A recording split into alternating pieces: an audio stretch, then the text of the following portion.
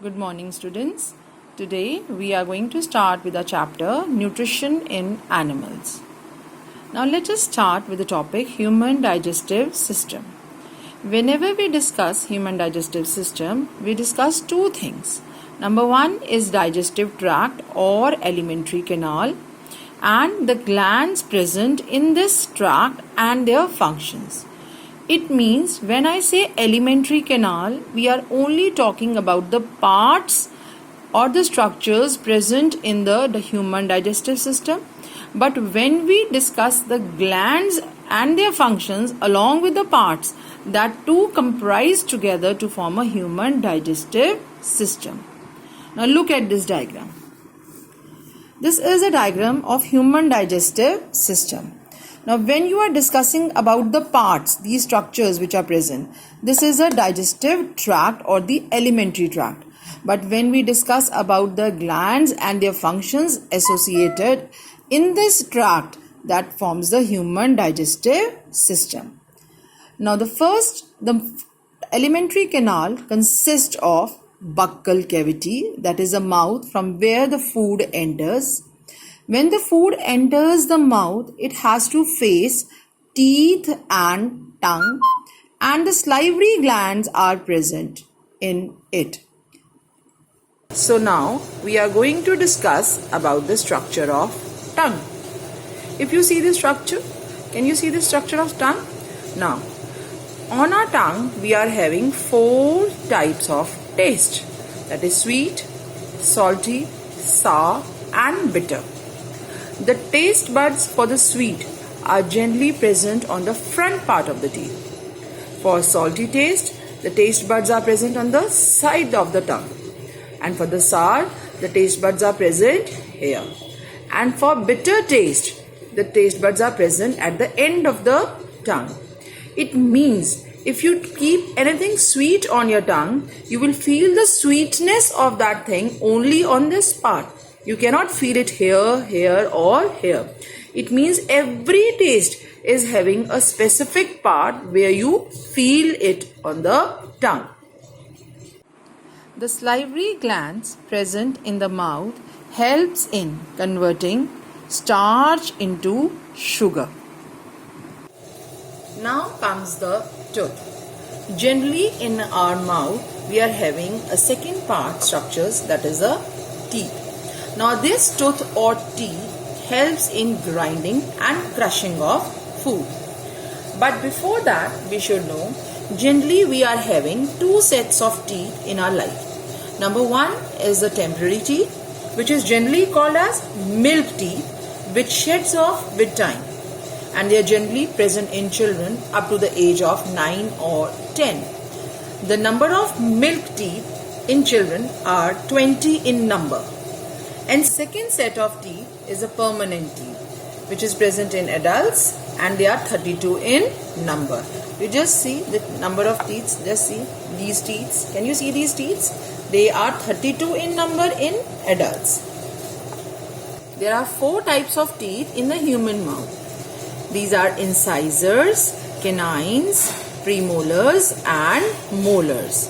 The first 2 teeth, these 2 teeth are incisors, 1 teeth is canines, 2 teeth are premolars and the last 3 are molars.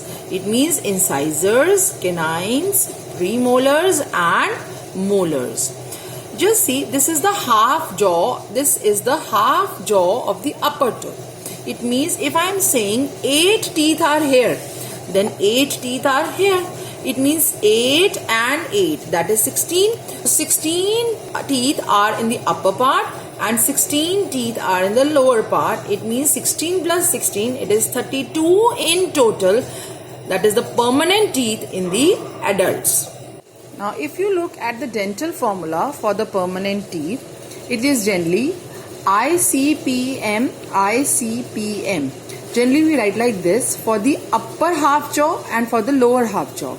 It means 2 are incisors, 1 is canine, 2 are premolars and 3 are molars. So the formula is 21, 23 for the upper half jaw. In the similar way, For the lower half jaw, it is 21 and 23. It means there are total 8 in the upper half jaw and 8 in the lower half jaw.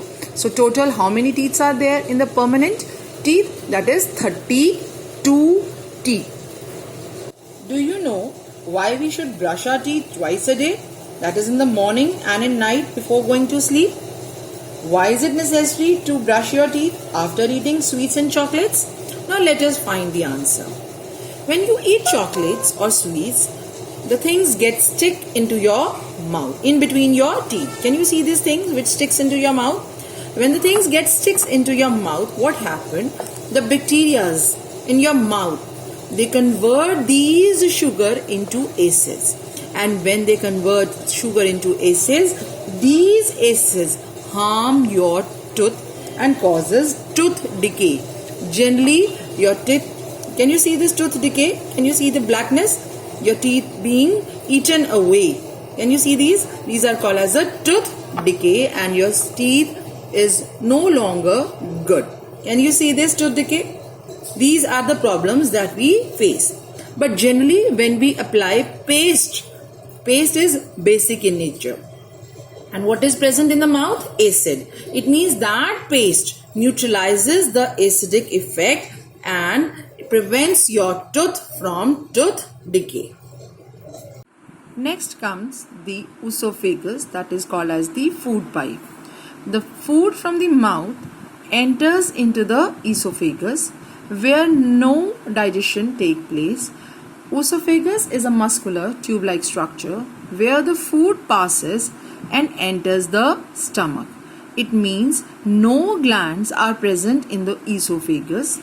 The movement of food in the esophagus is called as the peristaltic movement or peristalsis. Now, after the esophagus, the food enters into a flattened U-shaped structure which is called as the stomach. It is the widest part of the alimentary canal, and after receiving the food from the esophagus, it passes it to the small intestine. Can you see this red structure? This is the small intestine.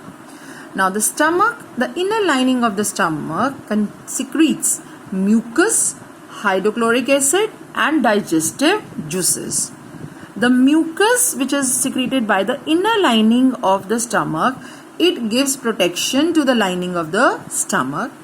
The acids which are present, that is a hydrochloric acid which is present in the stomach, that kills the bacteria that enters along with the food and makes the medium acidic, that helps the digestive juices to act. And the digestive juices secreted by the inner lining of the stomach, they break down the proteins into simpler substances. Now, the partly digested food from the stomach enters into the small intestine. This small intestine is a highly coiled structure and this is approximately 7.5 meters long. Now this small intestine, it receives secretions from liver and pancreas also. Now this small intestine is having a small finger-like projections inside it which is called as the villi. This villi will increase the surface area for the absorption of digested food.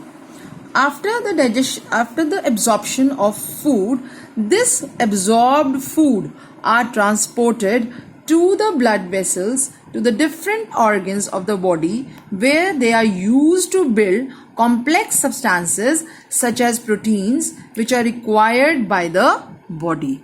This is called assimilation. The liver is a reddish brown gland that secretes bile juice.